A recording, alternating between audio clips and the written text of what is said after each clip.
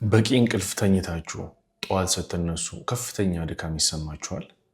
ሁል ጊዜ የጀርባ፣ የወገብ ወይም የጡንቻ ህመም ያስቸግራችኋል? ወይስ ያለ ምክንያት የመደበት ስሜት ያጠቃችኋል? ብዙዎቻችን እነዚህ ምልክቶች ከስራ ብዛት ወይም ከዕድሜ ጋር እናያይዛቸዋለን። ነገር ግን እውነታው ሌላ ነው።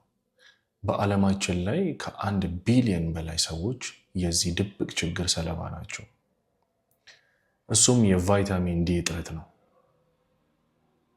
በዚህ ቪዲዮ ቫይታሚን ዲ በሰውነታችን ውስጥ ያለውን አስደናቂ ሚና፣ የእጥረቱን አደገኛ ምልክቶች እና በቀላሉ ማስተካከል የምንችልባቸውን በዝርዝር እንመለከታለን።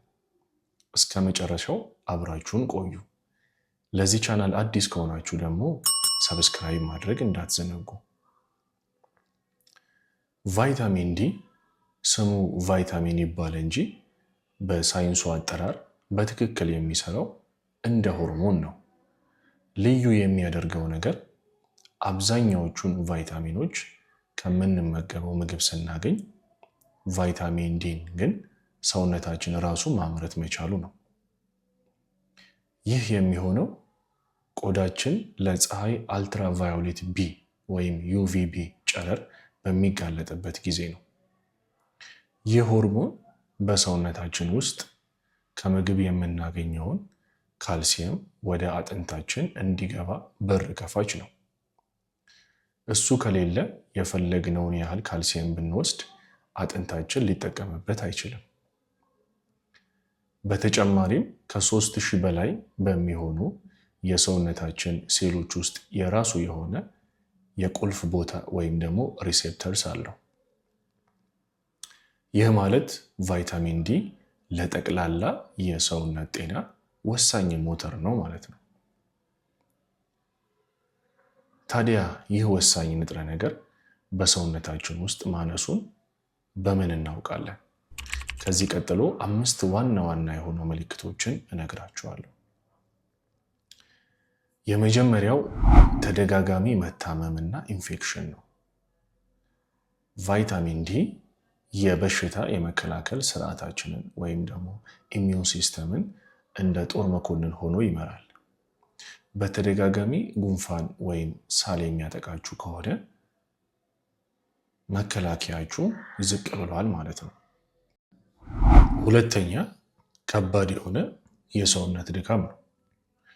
በቂ ረፍት አድርገው እንኳ ቀኑን ሙሉ አቅም ማጣት የቫይታሚን ዲ ዋነኛ መገለጫው ነው።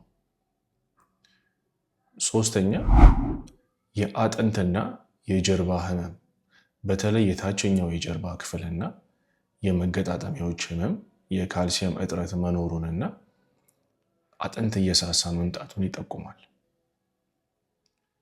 አራተኛ የጭንቀትና የመደበት ስሜት ወይም ዲፕሬሽን፣ በተለይ በክረምት ወይም ፀሐይ በሌለበት ወቅት የስሜት መለዋወጥ ከዚህ ቫይታሚን ማነስ ጋር ቀጥተኛ የሆነ ግንኙነት አለው። አምስተኛ የቁስል ቶሎ አለመዳን እና የፀጉር መርገፍ፣ ከቀዶ ሕክምና ወይም በአደጋ ከሚመጣ መቆረጥ በኋላ ቁስል ቶሎ የማይድን ከሆነ እና ከፍተኛ የፀጉር መርገፍ ካለ ቫይታሚን ዲን መጠራጠር ያስፈልጋል ማለት። ማንኛውም ሰው ለዚህ እጥረት ሊጋለጥ ይችላል። ነገር ግን ይበልጥ ተጋላጭ የሆኑ እነማን ናቸው? በመጀመሪያ ጠቆር ያለ የቆዳ ቀለም ያላቸው ሰዎች ናቸው። በቆዳችን ውስጥ የሚገኘው ሜላኒን የተባለው ንጥረ ነገር ቆዳ ከፀሐይ ብርሃን ቫይታሚን የመስራት አቅሙን ይቀንሰዋል። ስለዚህ ጠቆር ያለ ቆዳ ያላቸው ሰዎች ቀላ ካሉት ይልቅ ረዘም ላለ ጊዜ ፀሐይ መሞቅ ያስፈልጋቸዋል። ሁለተኛ ቀኑን ሙሉ በቤት ወይም በቢሮ ውስጥ የሚሰሩ ሰዎች።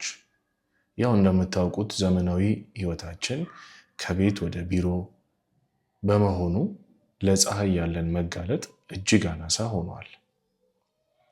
በሶስተኛ ደረጃ እድሜያቸው የገፉ አዛውንቶች። እድሜ እየጨመረ ሲሄድ ቆዳችን ቫይታሚን ዲ ማምረት ብቃቱ በከፍተኛ ሁኔታ ይቀንሳል።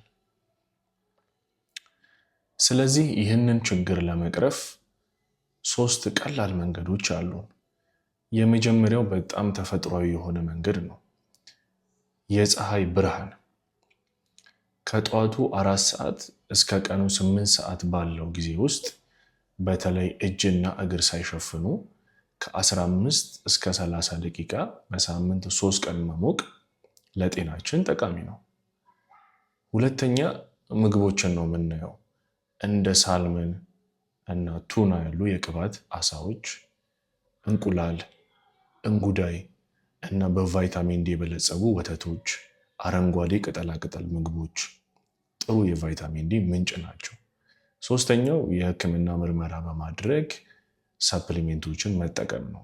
የደም ምርመራ በማድረግ በደም ውስጥ የቫይታሚን ዲ እጥረት መኖሩን ካረጋገጡ በኋላ በሐኪም የታዘዙ ሰፕሊሜንቶችን መጠቀም ጥሩ የቫይታሚን ዲ ምንጭ ነው።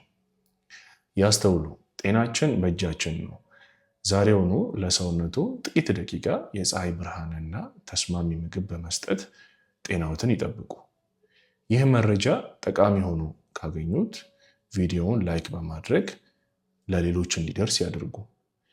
ስለ ጤናና ጤናማ የኑሮ አኗኗር ዘይቤ መሰል ጠቃሚ መረጃዎችን ለማግኘት ቻናላችንን ሰብስክራይብ ያድርጉ። ሀሳብና ጥያቄ ካላችሁ ኮሜንት ሴክሽን ላይ ጻፉልን። በሚቀጥለው ቪዲዮ እስከምንገናኝ ጤና ይስጥልኝ።